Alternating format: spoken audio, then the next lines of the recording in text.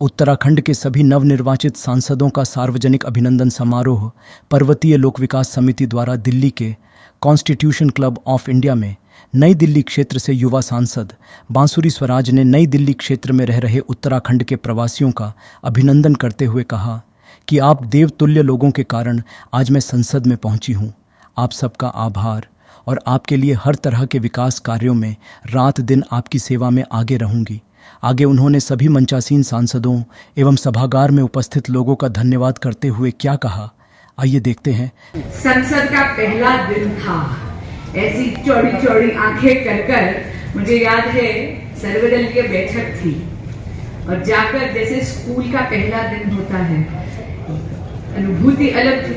सबसे पहले तो चढ़ने से पहले जी चरण स्पर्श करे सबके और जो सीढ़ियां थी उनकी रज माथे लगाई और ऐसी आंखें टटोलती टटोलती पहुंची कि कहाँ बैठूं। तो एकदम से इस नौसिखिए की उंगली पकड़कर अपनी छत्र छाया में अगर किसी ने मैं कहूंगी आचरण दिया तो मेरे नरेश भाई साहब थे। बगल में आकर बैठे अजय भाई साहब, अजय कामका जी। तो यानी देवभूमि के मेरे दो बड़े भाइयों ने स्कूल के पहले दिन ही अपनी बहन की उंगली पकड़कर सिखाना चालू कर दिया। मीटिंग समाप्त हुई, उसके बाद जाकर चरण स्पर्श कर आशीर्वाद लेने का मौका मिला त्रिवेंद्र सिंह रावत जी से और वहां पर बैठते ही तुरंत मैंने मलक के बोल दिया, रिश्ते में तो आप मेरे मामा लगते हैं।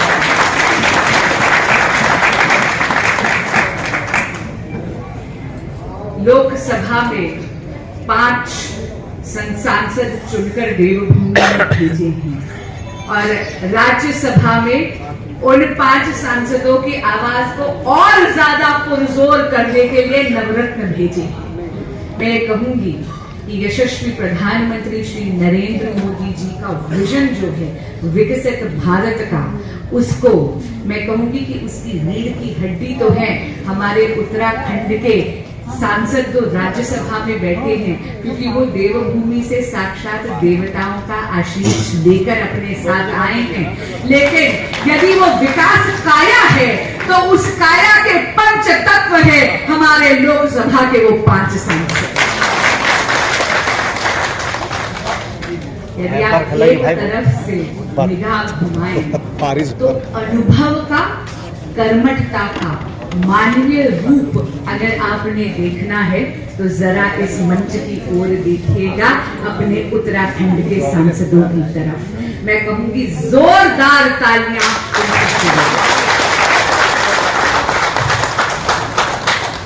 पूर्व केंद्रीय राज्य मंत्री रक्षा मंत्रालय में, पूर्व मुख्यमंत्री, अनगिनत बार चुने हुए सांसद, अनगिनत बार विधायक। मैंने कहा ना, मैं केवल अकेली सौभाग्यशाली नहीं हूं, भारत भी बहुत सौभाग्यशाली है कि अनुभव का एक अंबार हमारे लोकसभा और राज्यसभा में उत्तराखंड ने भेजा है।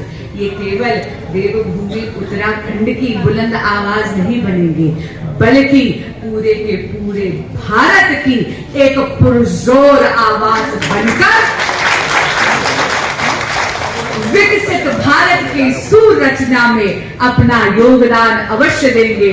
और हाँ, कहीं ना कहीं लड़खड़ाते हुए थोड़ा बहुत सीख साख के मैं भी थोड़ा बहुत योगदान इनकी छत्र छाया में जरूर दे पाऊंगी। आपसे छोटी हूं इसलिए यहाँ खड़े होकर अपने हाथ जोड़कर अपना नतमस्तक होकर आपके चरणों में वंदन करती हूँ। आपसे सीखने के लिए मैं आतुर हूँ। संसद के 2 सत्र रहे हैं, आपका इतना आशीर्वाद और स्नेह मुझ पर रहा है, उसके लिए बहुत बहुत धन्यवाद।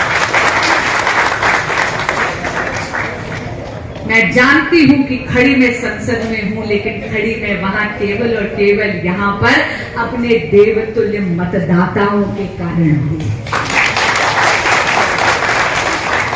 उत्तराखंड के समाज का दिल्ली की विकास यात्रा में एक अचूक और बहुमूल्य योगदान है।